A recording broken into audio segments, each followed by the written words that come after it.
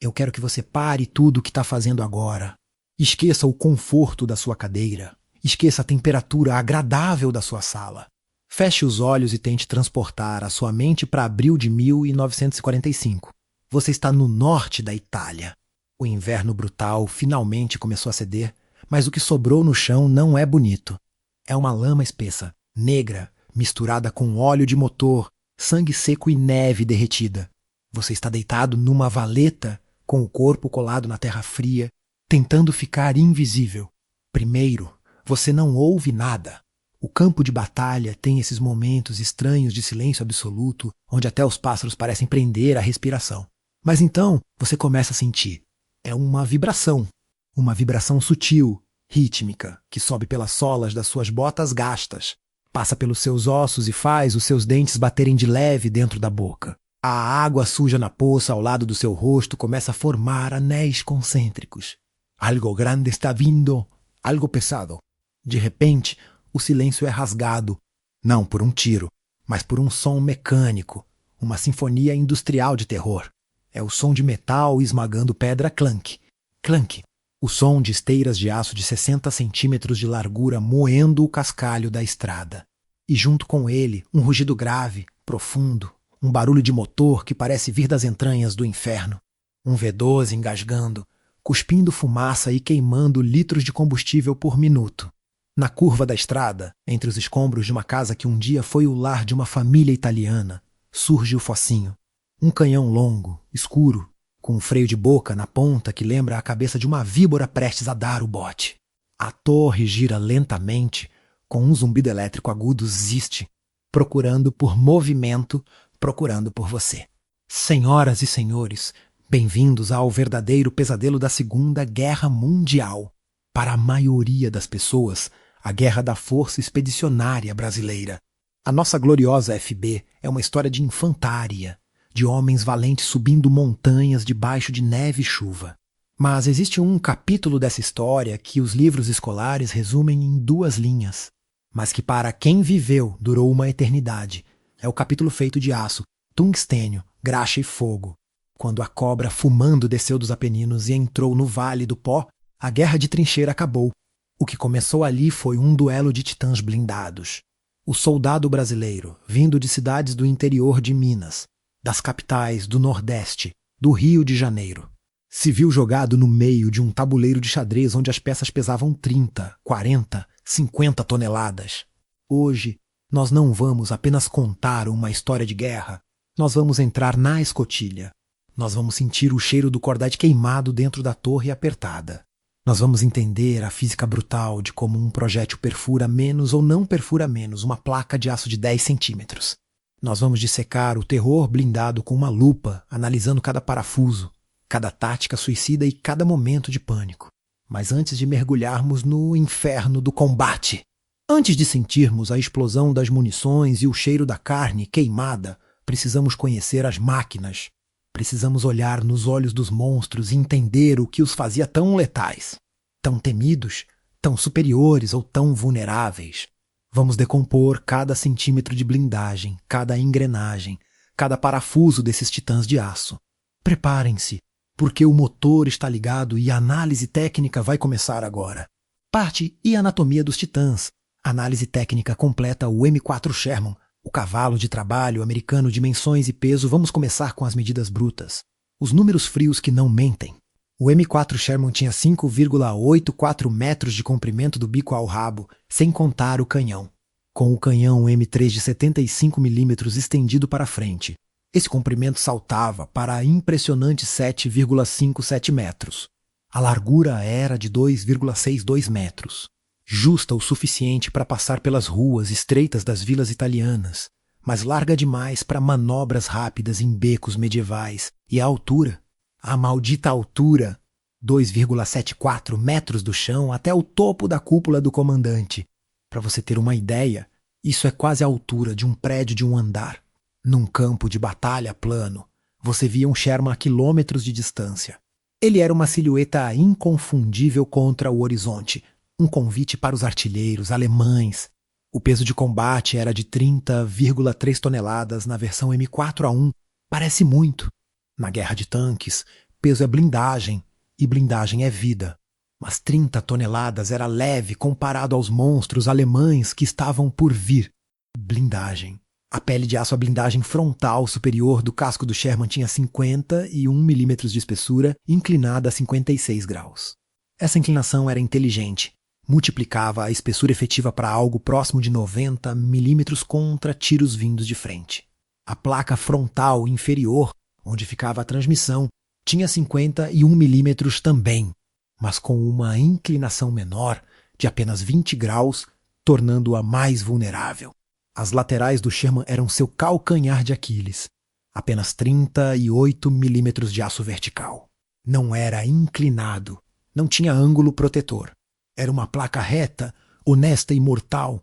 Um projétil alemão de 75 milímetros ou maior, vindo de lado a 800 metros, atravessava essa lateral como uma faca quente cortando manteiga, e do outro lado dessa fina parede de aço. As caixas de munição, nos primeiros modelos, era uma sentença de morte esperando para ser executada. A blindagem da torre era mais generosa. A frente da torre tinha 76 milímetros de espessura, arredondada, o que ajudava os tiros a escorregar. As laterais da torre tinham 51 milímetros à traseira, sempre mais fraca em qualquer tanque. Tinha apenas 64 milímetros, a escotilha do comandante no topo era o ponto mais fraco. Uma tampa de metal de 25 milímetros que podia ser perfurada até por fogo de metralhadora pesada calibre 50 se o ângulo fosse favorável. O canhão M3 de 75 mm, o coração ofensivo do Sherman. O M3 era um canhão derivado do canhão antiaéreo francês de 75 mm. O comprimento do cano era de 37,5 calibres, ou seja, L375. Isso significa 2,8 metros de tubo de aço. Ele não era longo comparado aos canhões alemães, e isso tinha consequências diretas na velocidade do projétil. Quando o Sherman disparava a munição M61, a PCB's Armor Piercing Captil de 6,8 kg saía do cano a 619 metros por segundo, pares rápido. Para padrões humanos, sim. Para a guerra de tanques, era lento. A 500 metros de distância, esse projétil conseguia penetrar, no máximo, 68 milímetros de aço perpendicular. 0,00 metros essa penetração caía para 60 milímetros, contra um Tiger com 100 milímetros de blindagem frontal, inútil, contra um Panther com 80 milímetros inclinados a 55 graus, espessura efetiva de 140 milímetros, inútil. O projétil batia, fazia um barulho de sino e caía no chão. A única esperança era acertar a lateral ou a traseira. O canhão usava um sistema de recuo hidropneumático, quando disparava ou quando recuava a 30 centímetros para dentro da torre, absorvido por cilindros cheios de óleo e nitrogênio comprimido, e depois voltava para a posição. O artilheiro sentia um empurrão suave no ombro. A torre cheirava a cordite queimado e o som dentro do tanque era ensurdecedor, um bang metálico que fazia os ouvidos unir mesmo com o capacete de couro. Motor e mobilidade, o Continental R-MAV era uma besta de 9 cilindros dispostos em estrela, como uma flor de metal, originalmente desenhado para aviões. Ele tinha 15,9 litros de cilindrada e produzia 400 cavalos de potência a 2.400 rotações por minuto.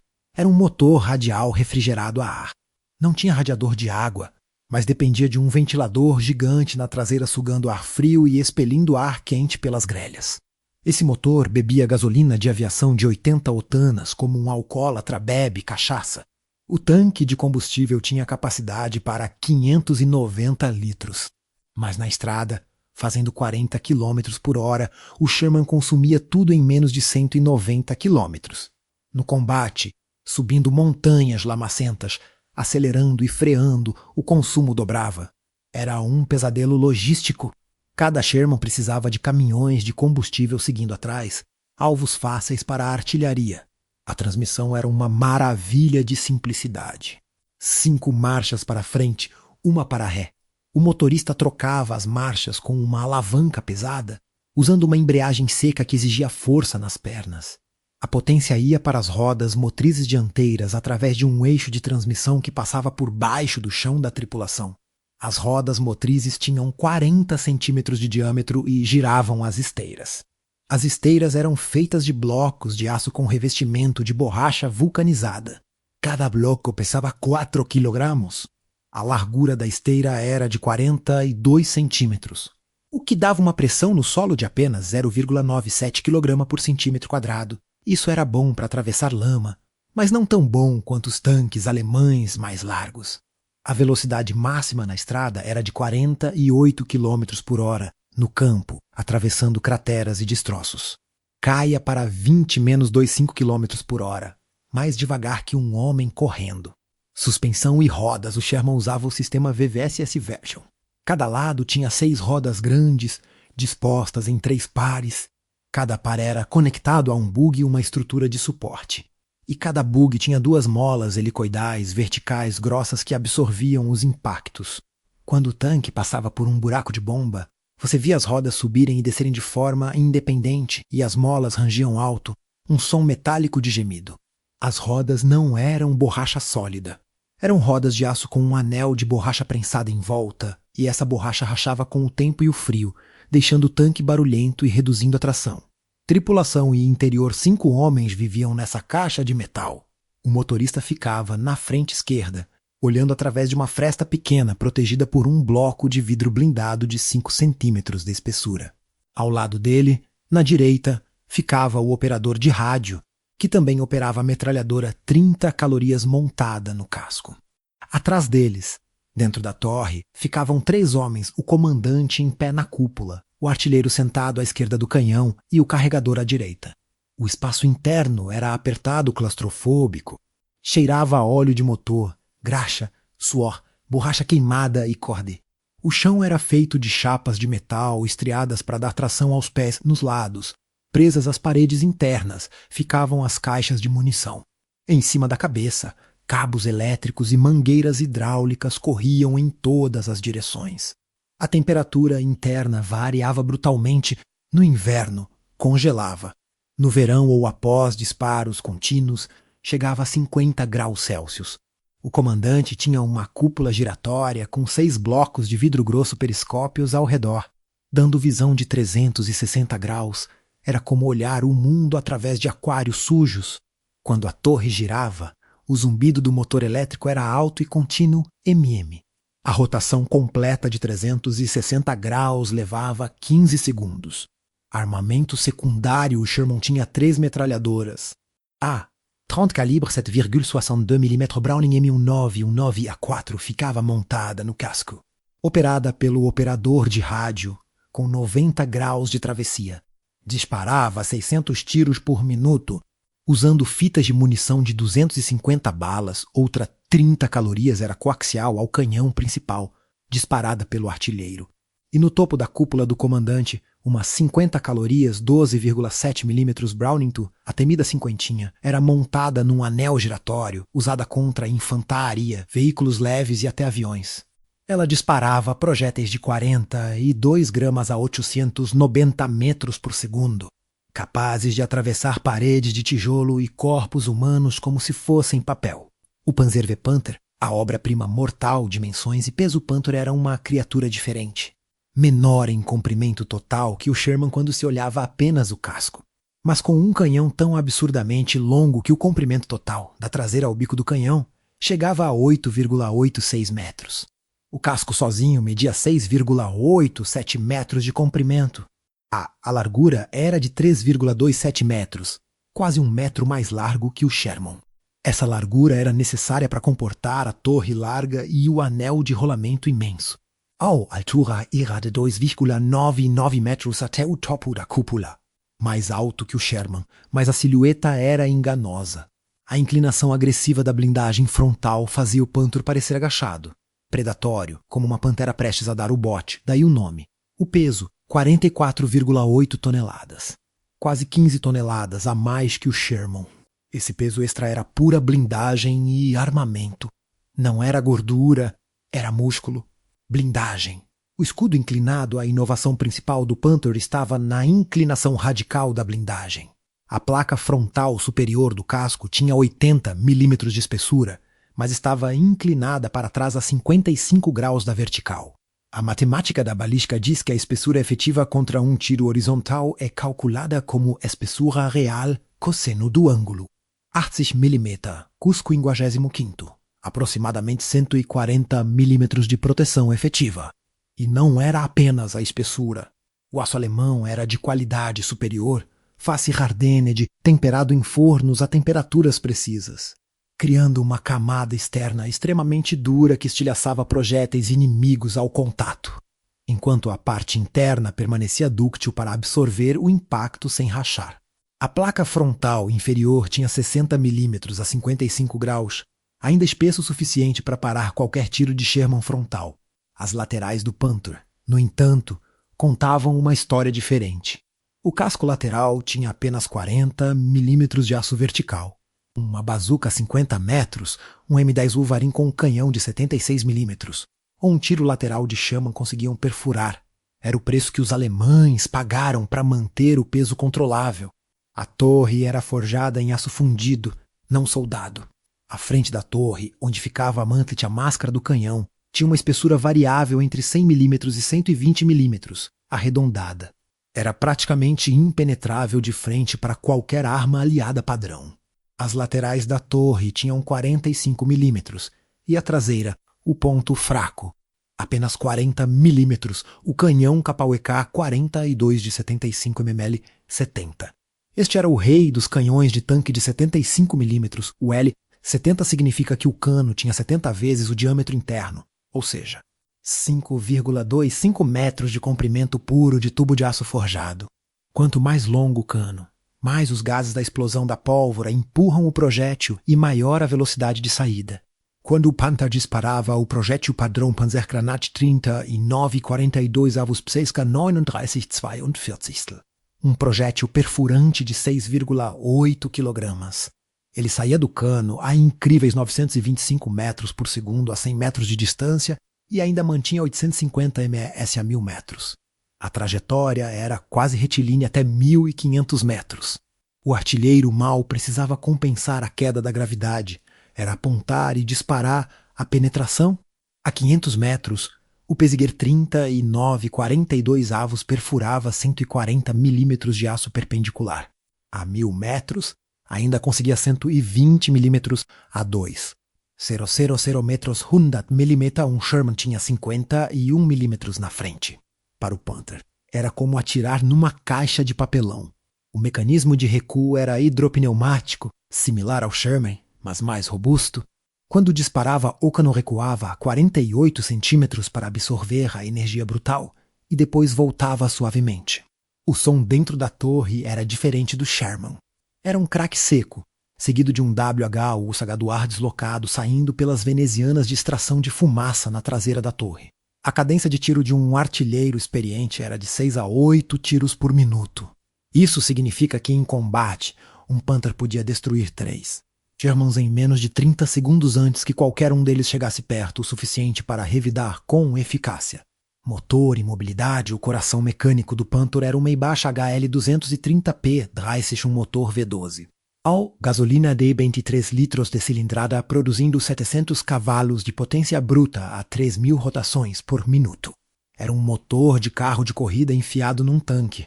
O som era um rugido profundo, ressonante, diferente do som mais agudo do motor radial americano. Você sentia o grave no peito quando um Panther passava perto. Mas esse motor era temperamental. Ele superaquecia facilmente. Os primeiros modelos do Panther, usados em Kursk em 1943, pegavam fogo sozinhos por causa do superaquecimento. Em 1945, os modelos Ausf, GQAF e Bem-Enfrentou tinham melhorado, mas ainda exigiam manutenção constante. As válvulas desregulavam, as velas falhavam, as bombas de combustível entupiam. A transmissão era o pesadelo. A AUK 7-200 tinha 7 marchas para frente e uma para ré, mas as engrenagens eram frágeis demais para o peso do tanque. Quebras de transmissão eram comuns. O câmbio era sincrônico, mais sofisticado que o do Sherman, mas também mais propenso a falhas. O consumo de combustível era astronômico. O tanque levava 720 litros de gasolina, mas consumia tudo em apenas 130 km na estrada, menos ainda em combate. A cada 10 horas de operação, o Panther precisava de 6 horas de manutenção preventiva. Era uma diva mecânica. Suspensão SCH-HTLL WRK, a suspensão de rodas entrelaçadas era visualmente icônica e mecanicamente brilhante, em condições ideais. Cada lado tinha 8 grandes rodas de 86 centímetros de diâmetro, dispostas em pares entrelaçados e sobrepostos. Eram conectadas a barras de torção longitudinais que corriam por baixo do chão do tanque, funcionando como molas gigantes. O resultado, uma estabilidade de tiro surreal. O PAN podia disparar em movimento a 25 km por hora e acertar alvos a 1.000 metros. Era como atirar de cima de uma mesa, não de cima de uma carroça chacoalhando, mas na lama italiana, na neve dos Apeninos. A suspensão virava uma armadilha mortal. A lama entrava entre as rodas sobrepostas, onde havia apenas 2-3 centímetros de espaço. À noite, a temperatura caía abaixo de zero. A lama congelava virando concreto. De manhã, o motorista tentava mover o tanque e nada, as esteiras estavam travadas. A tripulação tinha que sair com picaretas e maçaricos e passar horas quebrando o gelo entre as rodas enquanto a infantaria inimiga estava se aproximando. As esteiras do Panther tinham 66 centímetros de largura, mais largas que as do Sherman. A pressão no solo era de apenas 0,88 kg por centímetro quadrado, melhor que o Sherman, o que permitia atravessar terrenos mais suaves sem afundar. Tripulação e interior 5 homens também, mas o espaço era diferente. O motorista ficava na frente esquerda, o operador de rádio na direita. A torre era mais espaçosa que a do Sherman graças ao anel de rolamento maior de 1,65 metros de diâmetro. O comandante, o artilheiro e o carregador trabalhavam com menos colisões de cotovelos. As óticas alemãs eram lendárias. O artilheiro usava o Turzel-Fernrohr TZF-12A, uma mira telescópica com lentes Zeiss de cristal óptico perfeito. A ampliação era de 2, 5 vezes e o campo de visão era amplo. Os retículos eram triângulos invertidos e linhas horizontais calibradas para diferentes distâncias. Um artilheiro alemão treinado conseguia estimar a distância de um tanque inimigo com margem de erro de 50 metros apenas olhando o tamanho relativo na mira. O comandante tinha uma cúpula com 7 periscópios ao redor. Não era rotativa como a do Sherman, mas os periscópios eram de qualidade ótica superior. À noite, ou em condições de pouca luz, o comandante alemão ainda conseguia ver detalhes que o comandante americano perdia completamente. O interior cheirava diferente. Menos gasolina porque o tanque de combustível ficava isolado, mais graxa e óleo de motor. A fiação elétrica era codificada por cores, organizada em calhas. Os alemães eram obcecados por ordem. Até debaixo de fogo, tudo tinha seu lugar. Armamento secundário, o Panther tinha 2 MG-34 de 7,92 mm, uma coaxial ao canhão. Outra montada na bola na frente do casco, operada pelo operador de rádio. A MG-34 disparava 800 a 900 tiros por minuto, mais rápida que a Browning americana. O som era um BRP contínuo, como uma serra elétrica cortando madeira. A munição vinha em cintas de 50 balas, guardadas em caixas de metal pintadas de Feldgrau cinza-campo alemão. O Tiger. E a lenda, o mito, o pesadelo de dimensões e peso Tiger era simplesmente imenso. Um bloco de aço rolante. O comprimento do casco era de 6,32 metros. Com o canhão de 88 milímetros estendido, o comprimento total chegava a 8,45 metros. A largura? Aqui começam as histórias estranhas. O Tiger tinha 2 larguras. No transporte ferroviário, para caber nos vagões e não bater nas plataformas das estações. Usava esteiras de transporte estreitas de 2,41 metros de largura. Mas em combate, usava esteiras largas de 3,72 metros. Trocar as esteiras era um trabalho de horas. A tripulação tinha que remover as rodas externas dos bogies, colocar as esteiras largas e reinstalar as rodas na posição de combate. Era um pesadelo logístico. Tiger não podia simplesmente desembarcar de um trem e sair lutando. Precisava de preparação, e isso custava tempo, o recurso mais valioso na guerra. A altura era de 3 metros lisos até o topo da cúpula. Alto, exposto, mas a silhueta quadrada e brutal transmitia uma mensagem psicológica: eu não preciso me esconder. Eu sou invencível, o peso. 57 toneladas, quase o dobro do Sherman. Quase 13 toneladas a mais que o PAN. Era o peso de um caminhão de lixo urbano moderno. As pontes italianas medievais, feitas para carroças de cavalos, rachavam e desabavam quando um Tiger tentava atravessar. Os alemães tiveram que equipar alguns Tigers com snorkels para atravessar rios caminhando pelo leito submerso, porque não havia ponte que aguentasse. Blindagem, a fortaleza móvel, o Tiger não se preocupava com ângulos sofisticados. Ele confiava na força bruta. A blindagem frontal do casco era uma placa plana de 100 milímetros de espessura, perfeitamente vertical, sem inclinação. Os engenheiros alemães calcularam que 100 milímetros de aço de altíssima qualidade, temperado e endurecido, não precisava de ângulos. Estava certo, a espessura das laterais, e ilimical. A traseira, 80 milímetros também. O Tiger era um cofre de banco andante. Até as laterais eram mais grossas que a frente do Sherman. A torre era uma caixa forjada, não fundida. A frente tinha 100 milímetros em toda a superfície. A mantle, a máscara do canhão, tinha 110 milímetros de espessura. Os lados da torre tinham 80 milímetros e a traseira 80 milímetros. Não havia ponto fraco óbvio exceto a traseira inferior do casco, onde ficava o motor e onde a blindagem caía para 82 milímetros em ângulo. O aço usado era o ruído hidroaéreo Hosmer da mais alta qualidade de fundição alemã da Krupp. O processo de têmpera criava uma microestrutura cristalina extremamente dura. Tiros de Sherman batiam nesse aço e literalmente se desintegravam ao impacto, virando pó metálico e faíscas. Os alemães sabiam disso e pintavam marcas brancas na blindagem para cada tiro que ricocheteava, como um piloto de caça marcando as suas vitórias. O canhão Kapauek 36 de 88 mm este canhão era uma lenda antes mesmo do Tiger existir. O 88 mm Flak começou como um canhão antiaéreo, usado para derrubar bombardeiros aliados a 10 mil metros de altitude. Rommel, no deserto da África, teve a ideia diabólica de virar esses canhões para os tanques britânicos. O resultado foi um massacre. A versão adaptada para o Tiger UKWK 36L56 tinha um cano de 88 milímetros de diâmetro e 4,93 metros de comprimento 56 calibres. Quando disparava o projétil padrão Panzergranate 30 e 9 Pseska 39, um dardo perfurante de 10,2 kg, ele saía a 773 metros por segundo, mais lento que o Panther, mas o projétil era mais pesado, mais energia cinética total, a penetração era apocalíptica. A 500 metros, o 88 do Tiger perfurava 138 milímetros de aço perpendicular.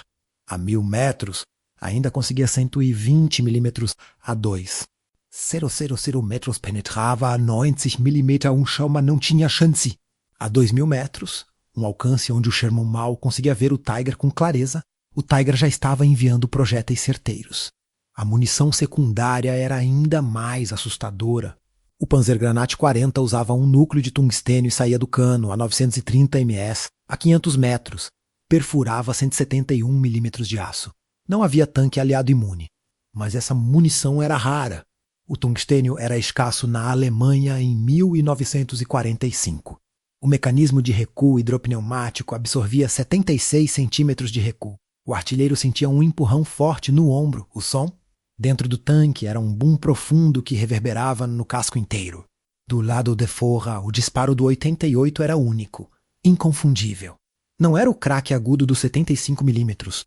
Era um beum grave que ecoava nas montanhas por alguns segundos, paralisando qualquer um que o ouvisse. Era o som da morte chegando antes do aviso. Mas a guerra não se vence apenas com fichas técnicas e milímetros de aço. Ela se vence na lama, com suor, improviso e uma coragem que beira a loucura. E é aqui que entra o soldado brasileiro, o Davi contra o Golias. Parte 2, a infantaria na zona da morte, táticas e improviso agora. Vamos sair da segurança teórica das especificações e descer para o chão. Vamos para a lama com o soldado Silva, um personagem que representa a alma de centenas de pracinhas reais. Ele não está protegido por polegadas de aço temperado. Celestial, com seu uniforme de lã verdolevin encharcado, tremendo de frio em Montese. A pior coisa para a infantaria não é ver o tanque, é ouvir e não ver. O som das esteiras metálicas alemãs tinha um tom mais agudo, um guincho característico, diferente das esteiras emborrachadas dos americanos. Quando esse som ecoava nas ruas estreitas de Montese, refletindo nas paredes de pedra das casas medievais. O pânico era instintivo, primal. A bazuca M1A1 e M9, o martelo de vidro. A principal arma antitanque da infantaria brasileira era a bazuca Rocket Launcher M1A1 ou a melhorada M9. Era um tubo de metal oco, aberto nas duas pontas, com 1,38 metros de comprimento, que parecia um cano de escapamento. Ele disparava um foguete M6A1 de 236 polegadas 60 milímetros. A ogiva do foguete usava o princípio da carga Oakeshard, baseado no efeito Munro. Isso é ciência pura aplicada ao caos. A ogiva tem um cone de cobre invertido na ponta, com cerca de 220 gramas de explosivo pentolite moldado atrás. Quando bate no tanque, a espoleta de impacto na ponta aciona o detonador na base. A força da explosão não vai para todos os lados. Ela é focada pelo cone num jato de plasma de cobre superaquecido, viajando a 8 km por segundo Mach 24. Esse jato não queima o aço. Ele empurra o aço para os lados pela pura pressão hidrodinâmica, que supera em muito a resistência do material. É física de fluidos aplicada a metal sólido. Se o jato penetrar, ele espirra metal derretido e estilhaços para dentro do tanque, transformando o interior em um forno de pressão. Mas a bazuca tinha problemas graves, problemas que custaram vidas brasileiras. As pilhas, a ignição do foguete era elétrica, alimentada por duas pilhas secas pequenas na coronha da arma. No inverno brutal dos Apeninos, com temperaturas de -100 °C, as pilhas congelavam e perdiam a carga. O soldado apertava o gatilho e nada. Clique, o tanque virava a torre e disparava. O alcance efetivo era curto, ridículo. Teoricamente, podia acertar a 200 metros. Na prática, para ter certeza de acertar e penetrar num ângulo favorável, o soldado tinha que estar a 30, 40 metros do tanque. Você tem noção do que é deixar um monstro de 57 toneladas chegar a 30 metros de você antes de atirar? A tática do abraço foi aí, no desespero das ruas de Montes e Castelavo, que nasceu a tática suicida e genial do abraço. Imagine a cena. Um pântaro está parado na esquina de uma rua em ruínas, girando a torre. Se você ficar a 100 metros, a metralhadora coaxial dele te corta ao meio. Se você correr para longe, o canhão te explode com uma munição o lugar mais seguro, colado no tanque. O soldado Silva respira fundo, sente o coração bater na garganta com gosto de bile e corre. Ele corre em zigue-zague, escorregando na lama, na direção do monstro. O artilheiro do tanque tenta baixar o canhão para atirar nele. Mas o canhão tem um limite físico de depressão -8 graus no Panther. Ele não aponta para o chão logo à frente do chassi. O soldado entra no ângulo morto. Ele chega tão perto que pode tocar no zimerite frio e áspero do casco. O tanque é cego de perto. Os periscópios só veem à distância. A tripulação lá dentro está surda pelo barulho do próprio motor. O soldado Silva escala a parte traseira do tanque. O motor está quente, irradiando calor através das grades. O cheiro de óleo, diesel e fumaça é sufocante. Ele não tem bazuca. Ele tem um coquetel molotov improvisado, uma garrafa de vinho Chianti cheia de gasolina, roubada de um jipe óleo de motor para fazer a mistura grudar, com um pano na ponta. Ou ele tem uma granada de mão. Ele procura a grade de ventilação do motor, logo atrás da torre. Ele acende o pano com as mãos trêmulas, protegendo a chama do vento gelado, e joga a garrafa lá dentro, nas entranhas da máquina. O vidro quebra, o líquido inflama. Ele pula e corre como se não houvesse amanhã, buscando cobertura atrás de um muro de pedra. Dentro do tanque, os ventiladores gigantes, feitos para resfriar o motor, puxam a fumaça e o fogo para dentro do compartimento do motor. O sistema de combate a incêndio automático do tanque, se funcionar, dispara. Mas a fumaça tóxica de borracha queimada e gasolina invade o compartimento da tripulação através da parede corta-fogo que nem sempre era estanque. O ar fica irrespirável. Os olhos ardem, a garganta fecha. O motor tosse e morre por falta de oxigênio. A escotilha se abre e a tripulação sai, tossindo, cega, com as mãos para cima, onde é rendida ou abatida pela infantaria brasileira que esperava do lado de fora. Isso não é cena de filme de ação. Isso aconteceu.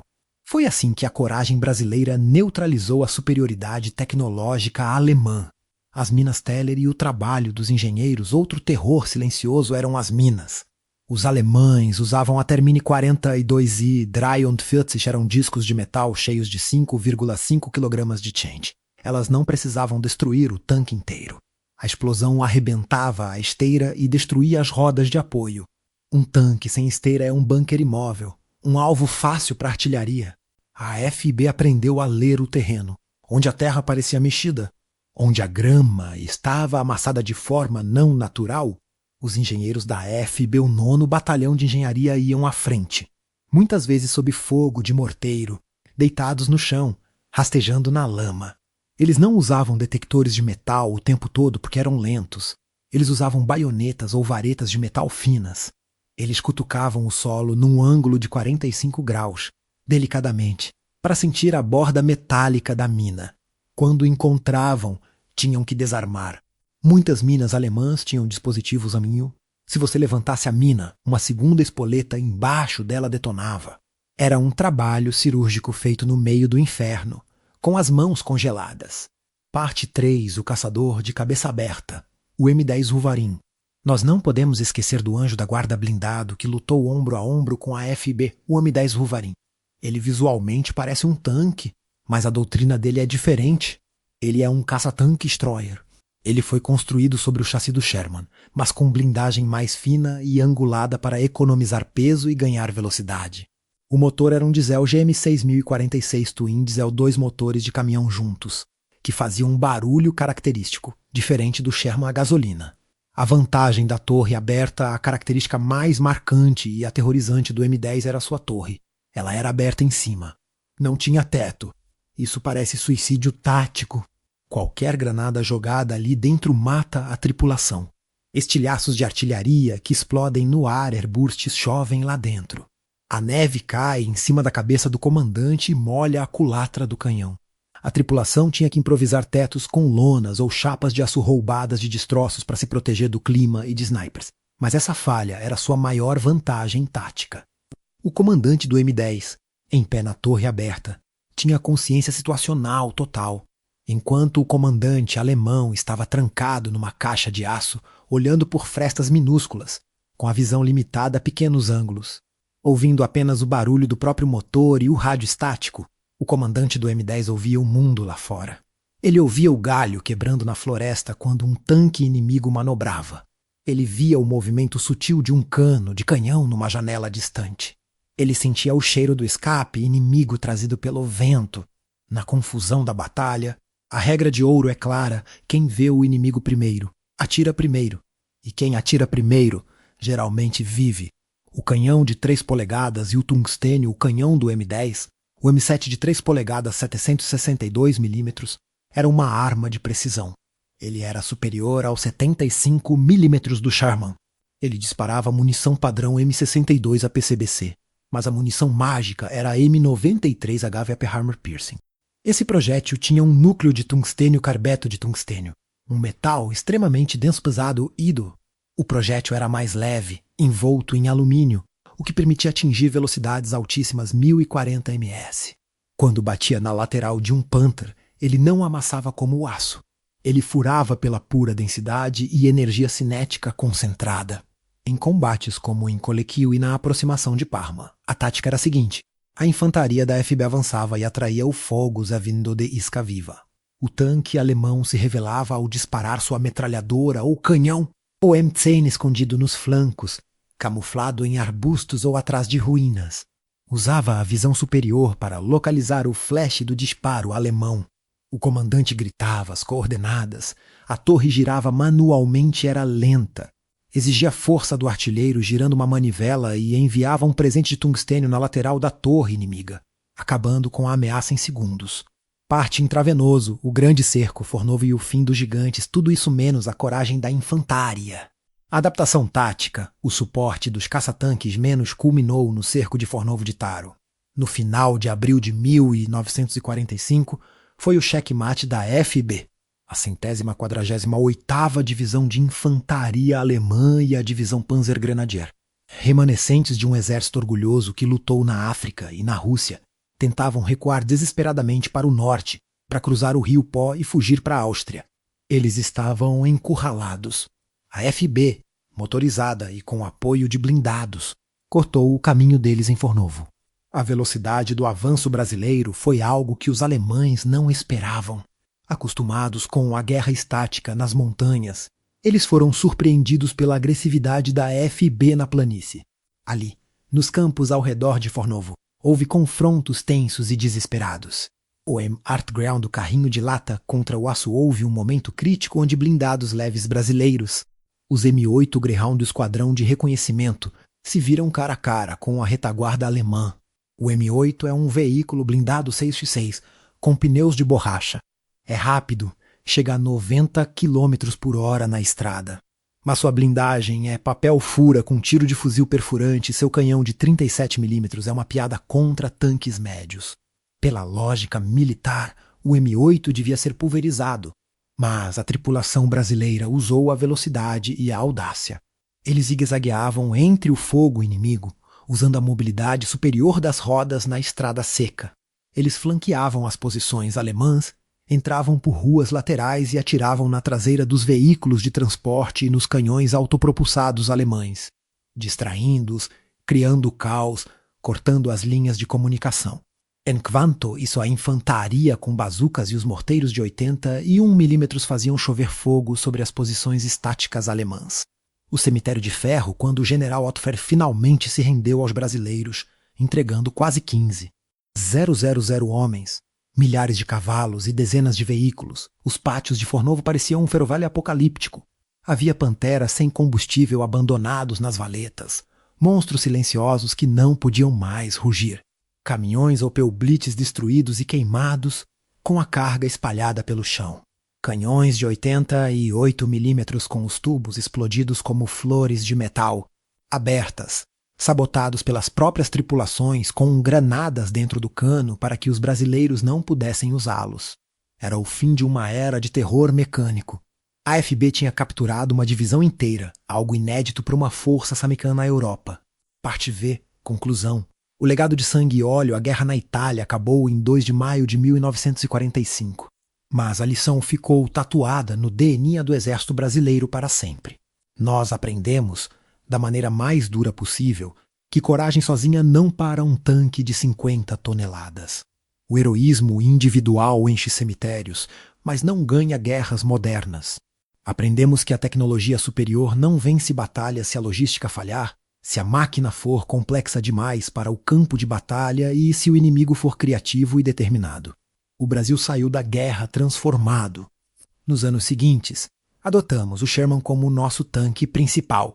Nós pegamos aquele tanque que chamavam de Ronson, que explodia fácil, e o reformamos, o tropicalizamos. Trocamos o motor a gasolina explosivo por motores de Zelscania nacionais, confiáveis e seguros. Trocamos o canhão curto de 75 mm por um de 90 mm mais potente. Nós criamos a nossa própria doutrina blindada baseada no sangue derramado na Itália. Os Shermans brasileiros serviram até os anos 70. Artsich uma vida útil impensável para seus criadores originais. Aquelas carcaças de Tigers e Panthers, enferrujando na chuva italiana da primavera de 1945, ficaram como monumentos silenciosos à arrogância da engenharia desconectada da realidade. Elas eram a prova de que a máquina mais perfeita do mundo pode ser parada por um grupo de soldados determinados, vindos do outro lado do Atlântico, armados com bazucas que falhavam no frio, táticas improvisadas na hora do desespero e uma vontade inquebrável de voltar para casa vivos. Essa é a verdadeira história do terror blindado. Não foi um triunfo da máquina. Foi o triunfo do homem sobre a máquina. Foi a vitória do improviso sobre a perfeição. Foi a prova de que o aço brasileiro, forjado na alma do soldado, era mais duro que o aço Krupp dos alemães. Pergunta final para você agora. Eu tenho uma pergunta séria para você, que ficou até aqui ouvindo o barulho da batalha, sentindo o cheiro da fumaça e o gosto de metal na boca. Imagine que você está lá, em 1945, você é um comandante de tanque e tem que escolher o seu caixão de metal para entrar na batalha decisiva.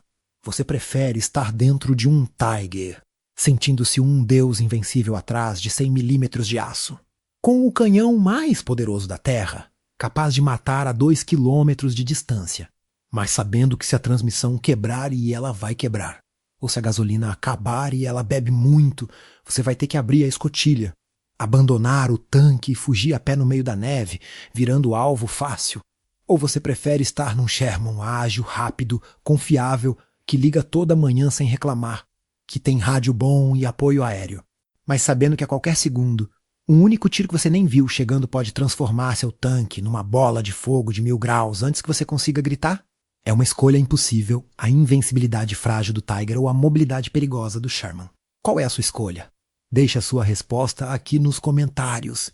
Eu quero ver o debate pegar fogo. Quero saber o que você faria nessa situação de vida ou morte.